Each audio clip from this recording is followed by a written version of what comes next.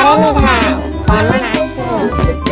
খুব ভালো আছি, জিজ্ঞাসা করার জন্য ধন্যবাদ।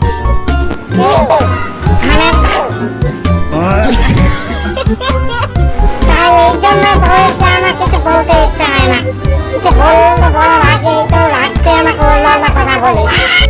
না রে, তোকে আমি এসব বলিনি, তোকে আমি বলেছিলাম ধন্যবাদ। কি ধন্যবাদ? তারা ভয়রা, তুই শুধু এগুলি কানে শুনিস? এগুলো শুনলে না তো কি শুনবে, কারণ মালিকটা তো এখানে ঘরকে। কি বলিস? এই খেলা বই রে, তুই এখন কেন শুনতে পারলি রে?